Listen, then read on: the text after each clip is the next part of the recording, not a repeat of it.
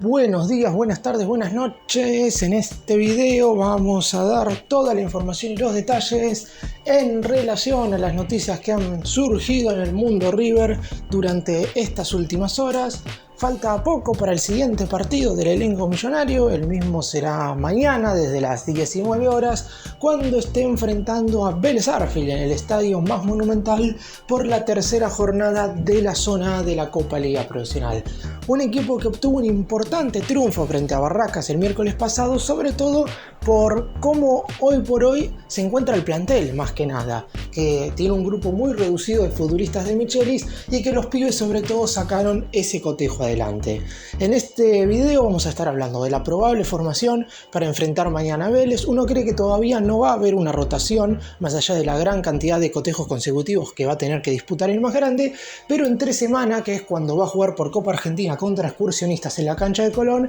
ahí sí podría haber algunos futbolistas que normalmente son titulares que vayan al banco de suplentes y obviamente viceversa.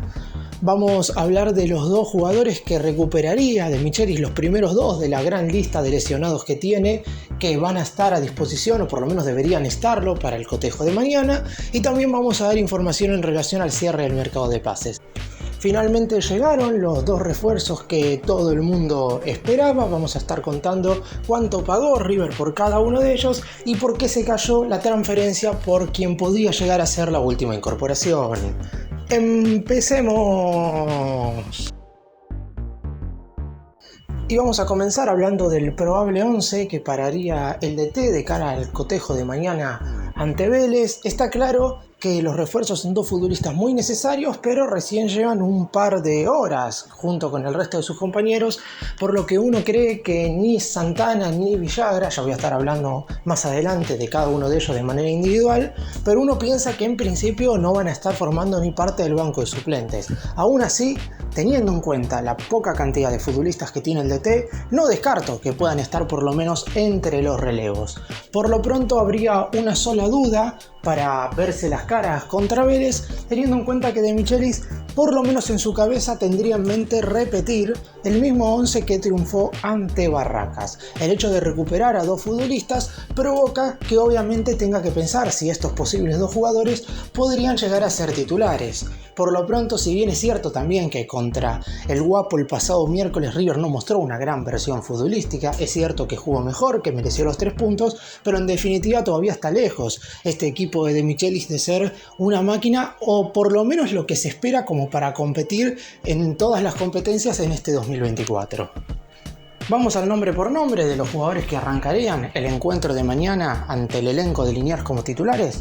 Franco Armani va a ser el arquero, hasta el momento por lo menos para mí, el mejor jugador de River en las 2 primeras jornadas de esta Copa Liga Profesional, un guardameta claramente de garantía y que es indiscutiblemente en este plantel el capitán del equipo. La línea de 4 defensores seguiría siendo la misma, como dije al principio, me parece que la rotación que podría llegar a ser total en los 4 futbolistas de la defensa va a llegar el miércoles contra Excursionistas. En este partido ante Vélez, como el equipo necesita ganar sí o sí, no porque contra Excursionistas no lo necesite, de hecho sería un fracaso si River queda eliminado con un equipo de la primera B Metropolitana, pero obviamente enfrentar a Vélez y la necesidad de sumar de a 3 en condición de local hace que De Michelis sí o sí ponga lo que él cree que hoy por hoy tiene mejor a disposición, por lo que Marcelo Andrés Herrera va a ser el lateral por la derecha. A mí me parece que no va a faltar mucho para que le dé el lugar a Agustín Santana. En la dupla central va a seguir siendo seguramente Leandro González Pires junto con Paulo Díaz, y el lateral izquierdo va a seguir siendo Enzo Díaz. En la mitad de la cancha, la pareja de mediocampistas centrales va a ser Nicolás Fonseca, de correcto compromiso frente a Barracas Central. Tampoco va a faltar mucho para que el DT pruebe a Villagra en ese sector, y a su lado va a seguir jugando seguramente Rodrigo Aliendro. Nacho Fernández, un poco más adelantado, veremos si tirado hacia la derecha o más hacia el centro. El otro día ante Barracas hasta hubo en algunos instantes en los que jugó de segunda punta. Barco también va a jugar seguro. La duda pasa por si continúa en el equipo Franco Mastantuono, de más está decir, por lo menos en mi opinión, que debería seguir siendo titular, más allá de que el otro día ingresó porque no había podido estar a disposición Facundo Colidio, que por una sobrecarga había quedado inclusive afuera del banco de suplentes. En mi cabeza Mastantuono, luego del buen primer tiempo que hizo ante Barracas, debería seguir siendo titular. Y obviamente el centro delantero y referencia de área no puede faltar tampoco, seguirá siendo Miguel Ángel Borja. Y antes de meternos en el mercado de pases, vamos a, obviamente, hablar de los dos futbolistas que en principio recuperaría Martín de Michelis para este partido. Hoy es sábado, cuando estoy subiendo este video, la lista de concentrados saldrá a la tarde-noche de este sábado 3 de febrero, por lo que en definitiva no puedo aseverar que estos dos jugadores van a estar a disposición, pero por lo pronto, como vienen mejorando, como no tuvieron lesiones musculares, únicamente padecieron sobrecargas, uno cree que tanto Agustín Palavecino como Facundo Colidio van a estar a disposición. Lo de Palavecino sería un poco más lógico porque se perdió los primeros dos partidos de esta Copa Liga Profesional. Se le notificó a los medios y al público en general que sufrió una sobrecarga el sábado anterior, hace una semana, cuando De Michelis tuvo que dar la lista de concentrados para recibir a Argentinos Juniors en el debut de River en este certamen. En ese momento llamó la atención que Palavecino y Craneviter, que sí sufrió un desgarro, no estuvieran disponibles, y eso obligó al DT a armar un once totalmente distinto para la primera jornada de este torneo. En cuanto a Facundo Colidio, jugó ese primer cotejo frente al Bicho, no lo hizo de buena manera. Cuando hice el análisis post partido de ese encuentro, claramente mencioné que Colidio había sido el peor jugador de los 11, porque en el primer tiempo River había mostrado una versión bastante aceptable y muchos jugadores que en el segundo tiempo bajaron su rendimiento, por lo menos en esa primera etapa, habían tenido un papel aceptable. En cambio, Colidio lamentablemente no tuvo un buen nivel en general, y además nos enteramos el martes, antes de que De Michelis diera la lista de concentrados para enfrentar a Barraca Central, que sufría también de una sobrecarga muscular. Esto se debe, claro está, a que la pretemporada acaba de terminar y es lógico que haya sobrecargas musculares. Lo que no es lógico es que se hayan lesionado tantos futbolistas, pero como el cuerpo técnico, seguramente con el aval del cuerpo médico, no quiere tener ningún riesgo en relación a la posibilidad de que algún futbolista más se lesione y quede afuera 2 o 3 semanas, porque en otras circunstancias, en el semestre pasado de River, en el segundo del 2023, a lo mejor quedar afuera 3 semanas entre fechas FIFA que hubo y algunas otras situaciones, te podías perder uno, a lo sumo 2 partidos. En cambio, en esta situación, fíjense que Palavecino sufrió una sobrecarga muscular y ya se perdió 2 encuentros. Craneviter, por ejemplo, que se desgarró, si tenemos en cuenta que podría llegar a estar 21 días afuera de las canchas, se perdería 6 partidos, 5 por la Copa Liga Profesional y 1 por Copa Argentina, por lo que el DT, cada vez que un jugador sufre alguna mínima dolencia, decide hacerlo descansar, aunque está claro que por lo corto que es el plantel, en cuanto estén medianamente óptimos, por lo menos, y como va a ser en este caso con Palavecino y Colidio, van a ir al banco de suplentes. Y obviamente todos esperamos, me incluyo, que Franco Mastantuono siga siendo titular, por el hecho de que viene de un aceptable ingreso en la primera fecha contra Argentinos Juniors y unos muy buenos 45 minutos el otro día ante Lanús. Me parece, por lo menos a mí, y esto pasó también en la final del Trofeo de Campeones en diciembre del 2023, cuando jugó el Diablito Echeverri. En este caso no está Echeverri, sino que está Mastantuono, pero el hecho de tener otro jugador que pueda quitarse un rival de encima y que el único no sea Barco, que el otro día tuvo un partido flojo ante Barraca Central, hace que River por lo menos pueda tener otra opción para atacar. A mí me parece que si Mastantuono no juega, está claro que obviamente jugaría Colidio, y si el ex Tigre tiene un buen partido también podría hacerlo. Nadie está diciendo que Mastantuono es el único de la plantilla del Millonario que puede sacarse un hombre de encima, pero por lo pronto, si está teniendo buenos rendimientos, yo lo dejaría como titular. Además, también mencioné, y lo vuelvo a repetir, que es muy probable que en las próximas fechas De Michelis tenga que hacer rotación por la gran cantidad de partidos consecutivos que hay, por el corto plantel que tiene, hasta que se recuperen algunos lesionados y se sumen los refuerzos, y es probable que ahí Mastantuono sí en algún cotejo tenga que volver al banco, pero en esta oportunidad yo le daría sí o sí la chance de ser titular, por lo menos teniendo en cuenta que siga aprovechando esta enorme oportunidad que el otro día no desaprovechó contra Barracas, y después claramente va a depender mucho también del rendimiento. Está claro que no por el simple hecho de ser un juvenil surgido de las divisiones inferiores de River tiene que ser titular siempre. Va a depender mucho del nivel. Hoy quiero que Mastantuono sea titular, esto ya es una opinión, igual me parece que la mayoría opina lo mismo, y no estoy queriendo decir que De Michelis no lo vaya a hacer, De hecho, en principio Mastantuono sería titular, pero si viene de un buen partido contra Barracas y Colidio viene de un flojo encuentro contra Argentinos Juniors, lo lógico es que Mastantuono siga siendo titular. Distinto hubiera sido si el juvenil de 16 años hubiera jugado mal frente a Barracas. En ese caso, con el regreso de Colidio, que es un futbolista por el cual River pagó 5 millones de euros, y ahí la duda iba a estar un poco más establecida. De hecho, si ponemos un contraste, Roberto el otro día entró muy bien, pero nadie está hoy por hoy pidiéndolo sí o sí como titular, porque su lugar lo estaría peleando directamente con Borja. Si bien es cierto también que contra Barracas no ingresó por el colombiano. Ahora, cuando hay un futbolista que no tuvo un buen nivel en la primera jornada y otro que tuvo un buen rendimiento en la segunda fecha, me parece que debería De Michelis seguir apostando por el que tuvo buen nivel, más allá de que tan solo tenga 16 años.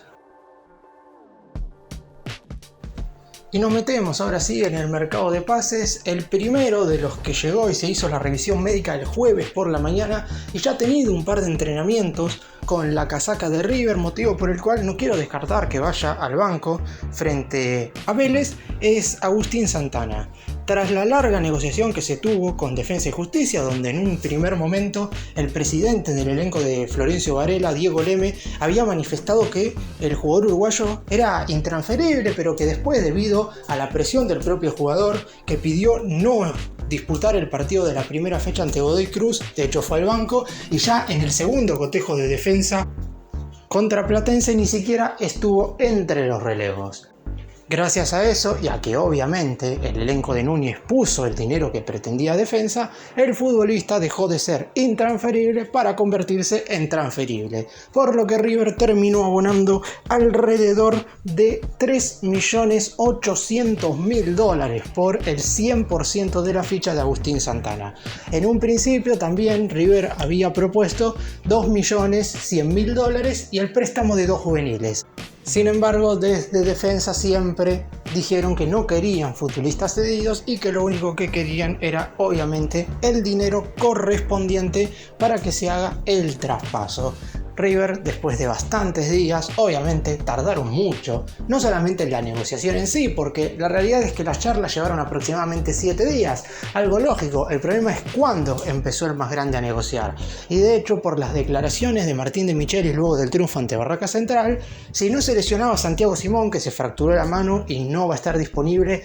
hasta mediados del mes de marzo, si eso no hubiera sucedido, a lo mejor River no iba por ningún lateral derecho. De mi parte, yo ya había mencionado, inclusive no en este mercado, sino en el anterior, que el más grande necesitaba sí o sí un marcador de punta diestro, porque el año pasado fue claramente la posición más discutida, porque ni Robert Rojas en el primer semestre, ni a Herrera, ni Casco, ni después Simón en la segunda mitad del año, ninguno se había afianzado ni teniendo un aceptable rendimiento. Algún que otro buen partido, un tanto aislado, sí tuvieron algunos de estos futbolistas, pero en general el nivel fue muy pero muy malo. Por eso celebro la incorporación de Santana, esperemos que rinda con creces y que sea un jugador que no necesite tanto periodo de adaptación. Por suerte, en los siguientes partidos River juega por Copa Liga Profesional y por Copa Argentina, y son duelos en los cuales quizás el futbolista no sienta tanta presión. El verdadero torneo empieza claramente en el mes de abril con la fase de grupos de la Copa Libertadores.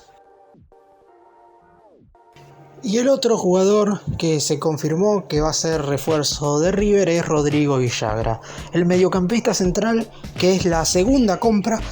más cara en la historia de River, es la tercera compra más cara en la historia del fútbol argentino y además es la compra más cara entre 2 equipos del fútbol argentino, es decir, es la primera vez que un club del fútbol local le paga al otro una cifra cercana a los $10 millones.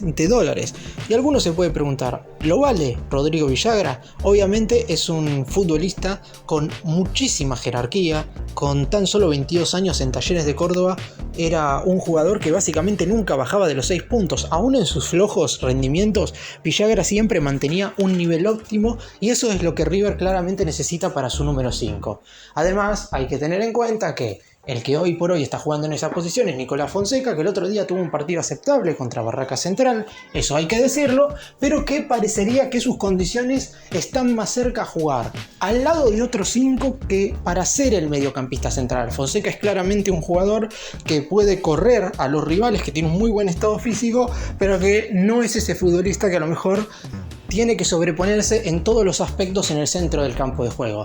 Villagra en Talleres lo hacía, habrá que ver si no le pesa el manto sagrado y también lo puede hacer en el equipo de Núñez. La realidad es que por el dinero que se pagó, que a mi entender es excesivo, tengamos en cuenta que Talleres había regalado a principios del mes de enero la venta de Villagra al Rayados de Monterrey de México en alrededor de 7 millones de dólares. Después, por una cuestión en las formas de pago, no se terminó haciendo esa transferencia. Villagra quedó un poco molesto porque él quería salir del equipo cordobés en este mercado y además es hincha fanático de River. Eso igual no significa nada, tendrá que ganarse su lugar con buenos rendimientos, pero 3 millones de dólares más va a pagar River. Y está claro que ese dinero extra que va a pagar el millonario tiene mucho que ver con el apuro de River para incorporar, porque el libro de pases ya está cerrado, porque Matías Craneviter se desgarró justo antes de que comenzara esta Copa Liga Profesional y porque recordemos que a finales del año pasado al millonario se le fueron los dos volantes centrales más experimentados del plantel, que eran Enzo Pérez y Bruno Zuculini, obviamente con realidades distintas,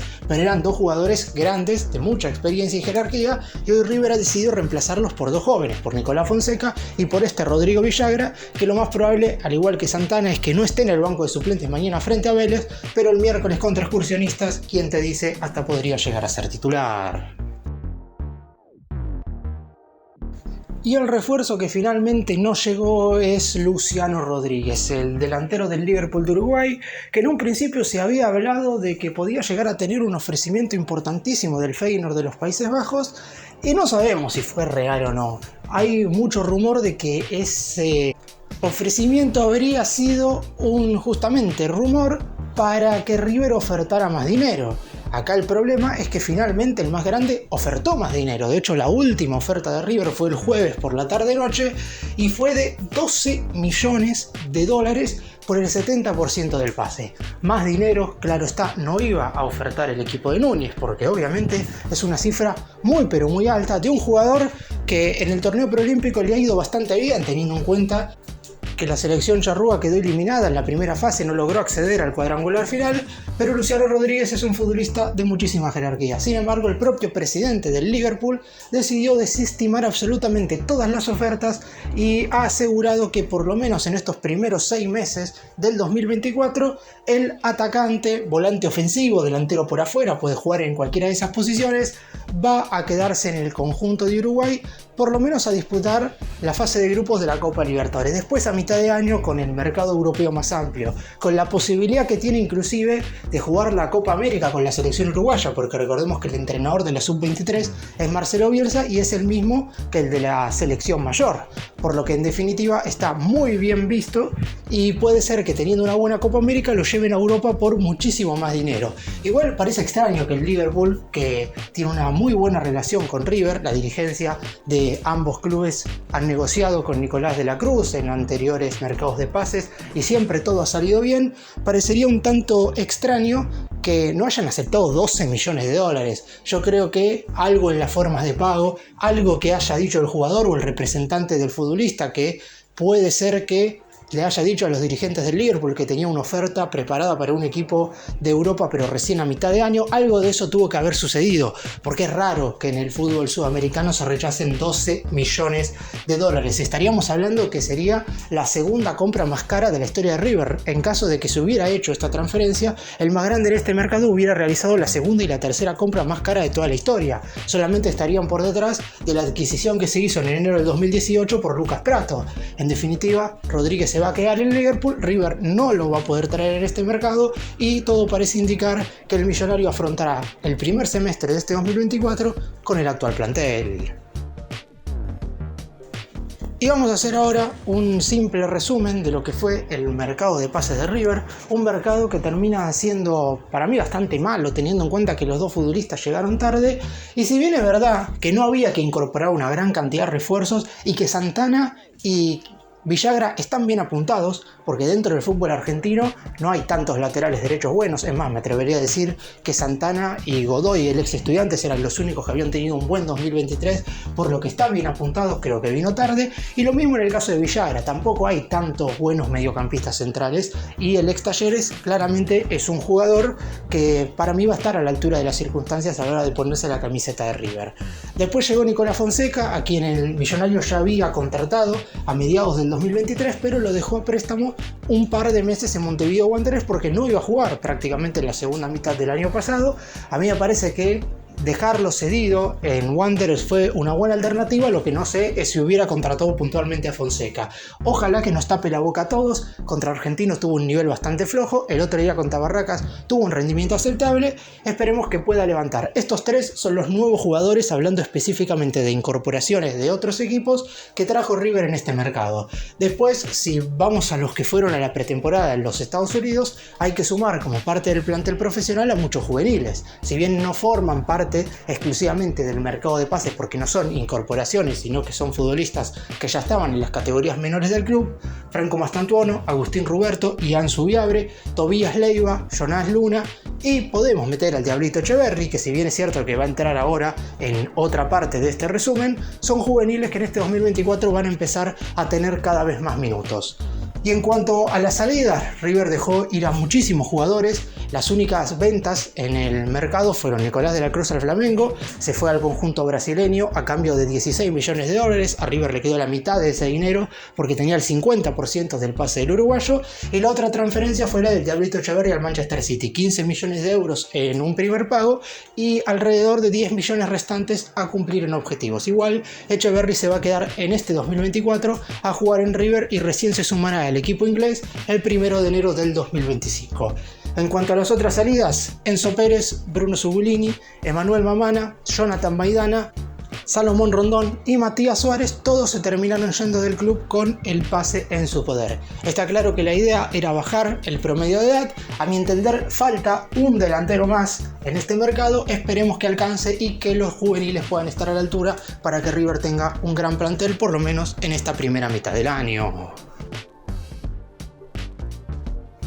Para cerrar y hacer un breve resumen de todo lo que hablé en este video, haciendo hincapié en que el equipo necesita jugar mejor y mañana tiene que brindar un buen espectáculo futbolístico en el Monumental y obviamente quedarse con los 3 puntos frente a Vélez. Está claro que el equipo de mañana no está confirmado por el hecho de que De Micheli seguramente quiera ver cómo están los futbolistas recuperados, que son Colidio y Palavecino, y también los dos refuerzos, que son Agustín Santana y Rodrigo Villagra. Aún así, espero, y tal como dije durante el video, que Mastantuono siga siendo titular, por lo menos en este partido. Después, con la rotación que puede llegar a haber, seguramente jueguen otros futbolistas y muchos otros tendrán oportunidades para mostrarse. Ojalá que River no tenga 4 o 5 jugadores en buen nivel y tenga que depender de esos futbolistas. Ojalá que tenga 18, 19, 20 jugadores en un excelente rendimiento y que De Micheli no sepa quién poner por el buen nivel en general de cada uno de ellos. El mercado de pases se ha terminado, vuelvo a repetir, para mí es un poco endeble, sobre todo por la tardanza y por no haber traído un delantero más, pero por lo pronto también hay que decir mejor tarde que nunca. El lateral derecho y el volante central por lo menos llegaron a River para esta primera mitad del año. Gracias por mirarnos, suscríbanse, nos vemos en el próximo video.